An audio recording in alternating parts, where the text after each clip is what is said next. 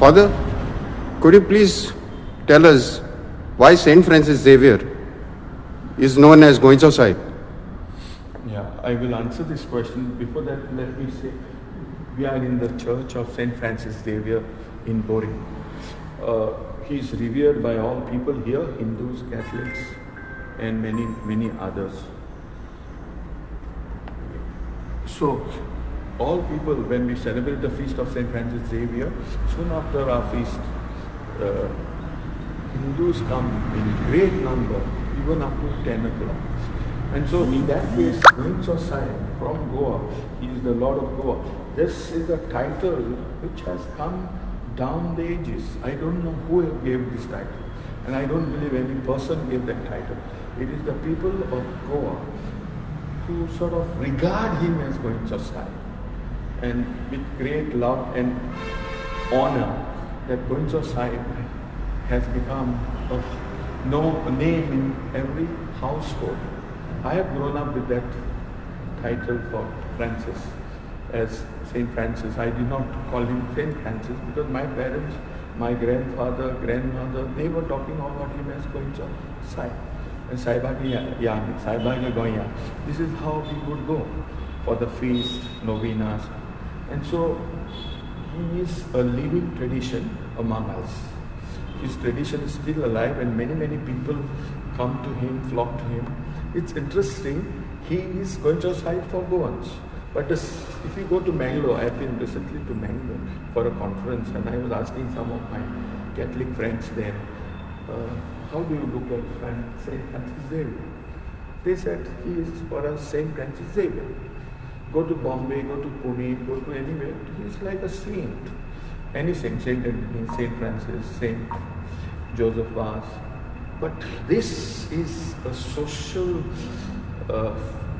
development, a symbolism, a universe of meaning that has come to Goa specifically because I think it is after his death we had the first-hand experience of his miraculous body, and also his miraculous body today we regard it as sacred relics which is there in Goa, and therefore he is so close to us, close to our hearts, close to our living traditions of being Goans, and every Goan somehow believes Goa is safe in his hands.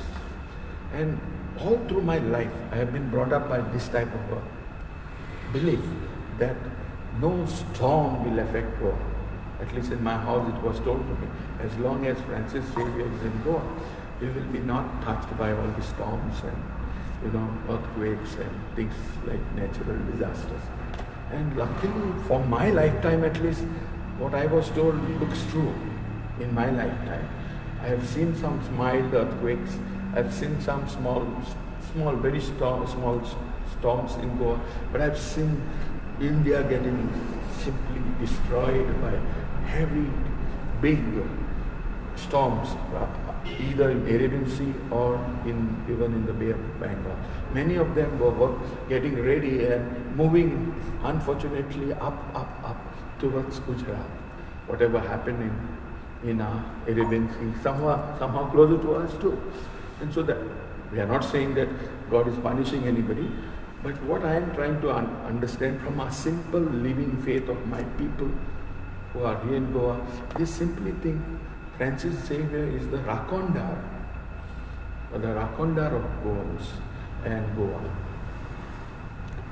Father, why is this turbulence going on the title of Goan Sahib?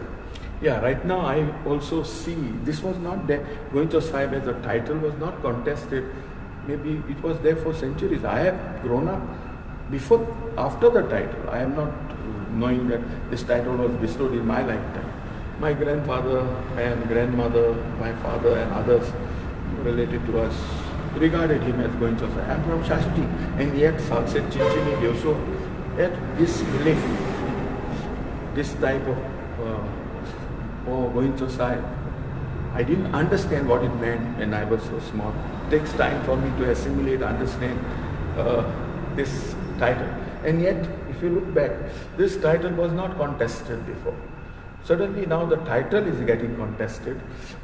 It is more because I think the right-wing politics, otherwise, it's not very, very loving, caring, and really the ideas of the right wing somehow will not necessarily appeal unless you bring fear, unless you draw attention, something is wrong and somewhere we need to put things in right. So therefore they grab symbols, great symbols among the people. The right-wing politics looks like they grab a symbol and therefore they grab attention. Now when you start saying something to St. Francis Xavier, many people will stop and listen. Otherwise no one will hear these rants of these guys, anything like that. So the whole idea is to grab attention and then push a type of a narrative.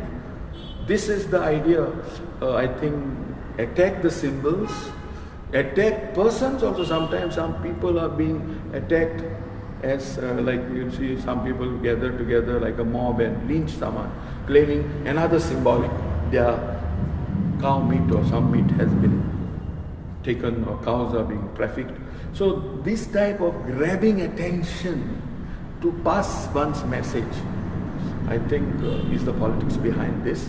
At the same time, I feel what we need to do as Goans.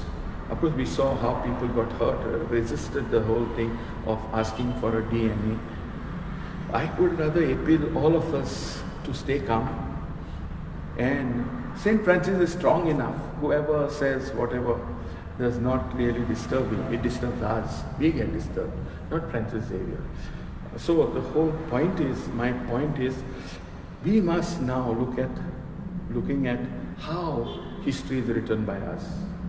History happens in the plural. History happens not in the singular. Each of us are singular people and as singular communities also. I am a Catholic, someone is belong to a Hindu community, Muslim. They are singular communities.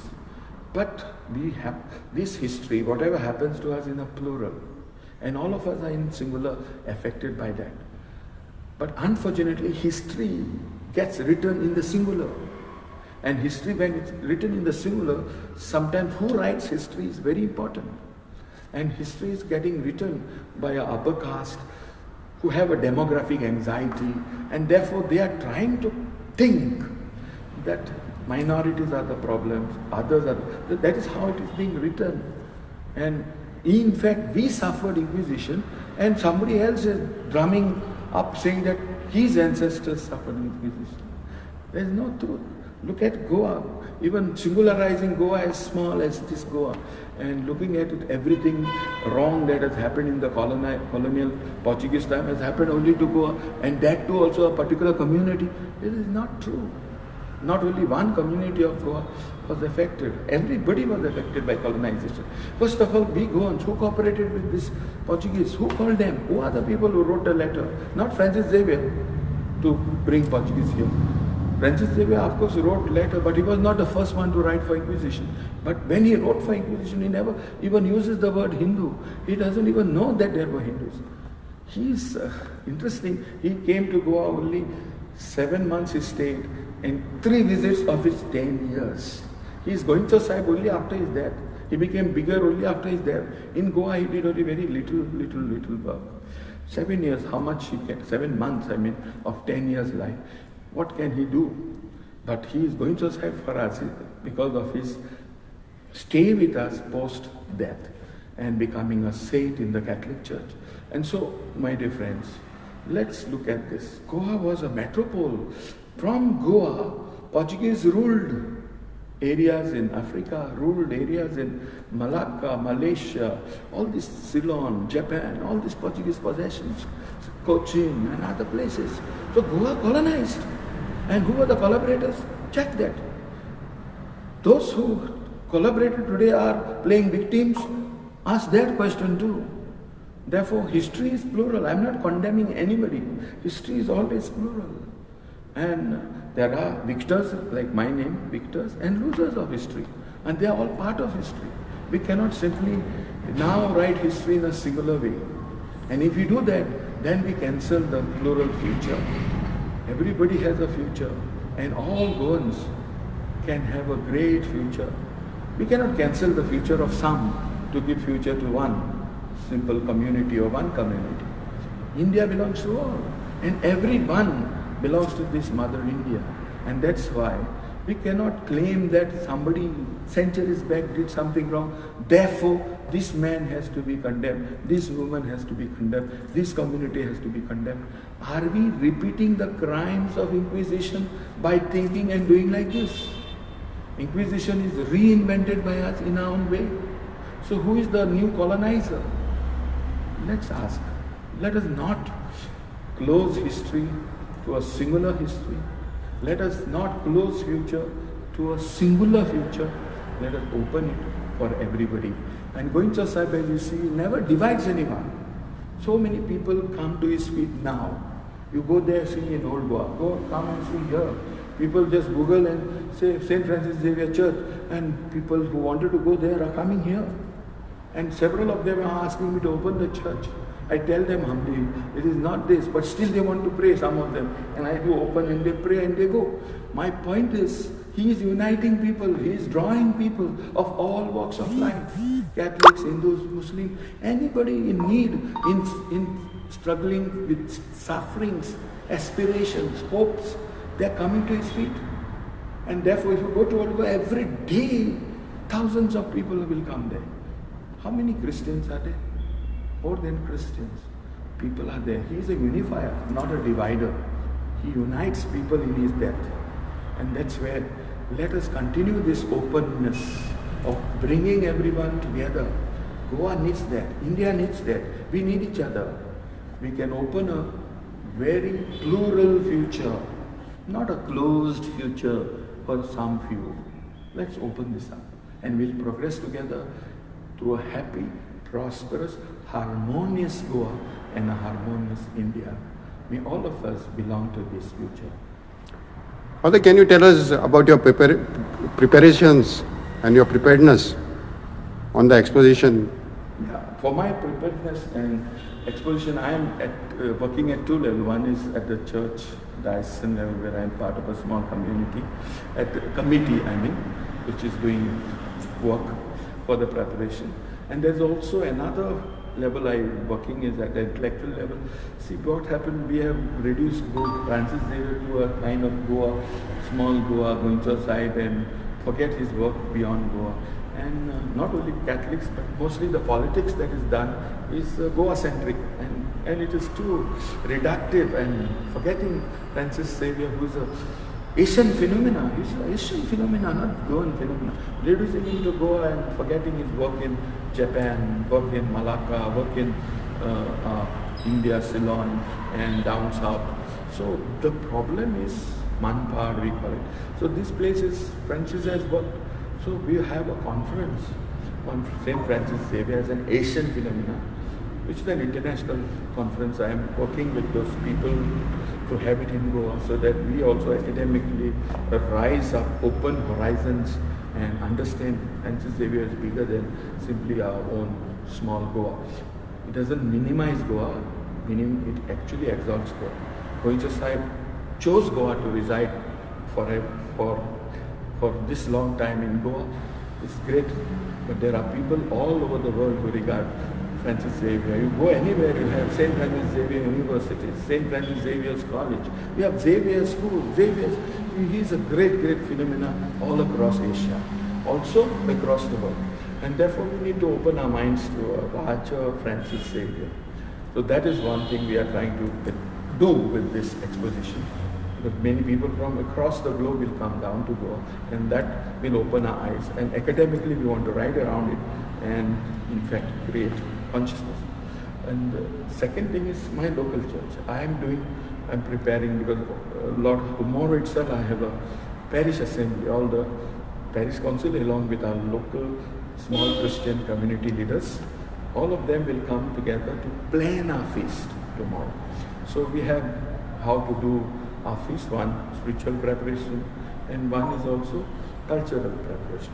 Right now many of our Goans are from Borim in England, London and several places in Europe. So or America, some of them are coming down because of Exposition and because of the feast of St. Francis Xavier. And for them to come back to their homes, to the places that they grow up in, Borim, is very, very important. And so we are also planning how we can do also a little bit of cultural coming back together, bonding together as Borekas. And therefore there is also need to have social gatherings. So we want to have three gatherings. One, first day we have our youth, we have a band, we have a music school. So we have a youth band here with a Honda chapel. We come together and we do both sides. When they have the feast, we go there. They have the feast, they come here.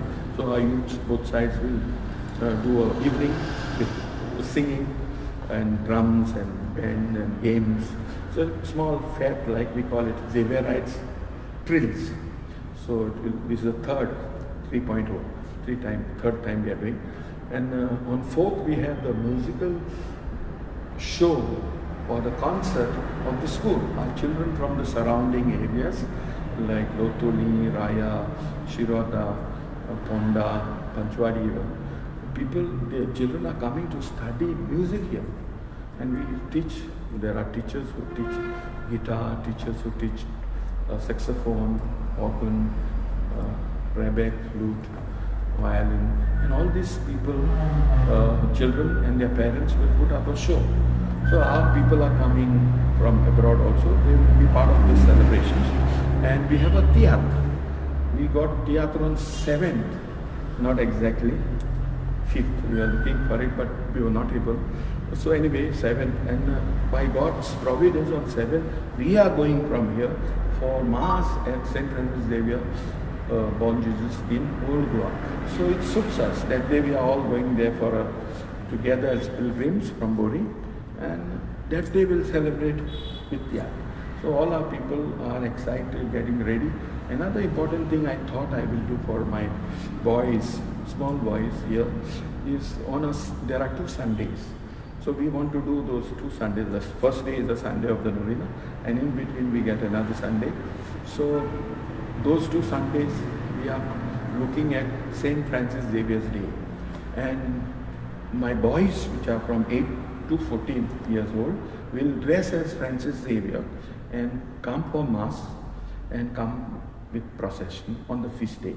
So feast day also they will come as dressed as Francis Xavier, and that's on the feast Mass, and we will go in procession as many of my children, our boys, will become Francis Xavier for the first time, dressed as Francis Xavier, and they are very excited and happy to dress up. Their tailors are stitching clothes for them, and all that is going on at the moment.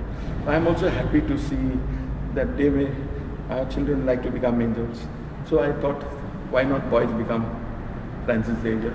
So that gives them a kind of ways of trying to become saintly followers of Jesus. So I tried to bring this idea. And for girls, I thought I will do it on 13th May.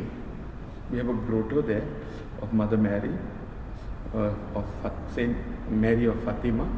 So we will that day celebrate Mass outside the church in front of the grotto and get our girls to dress up like Mother Mary and take them in a procession and have a new that feast there.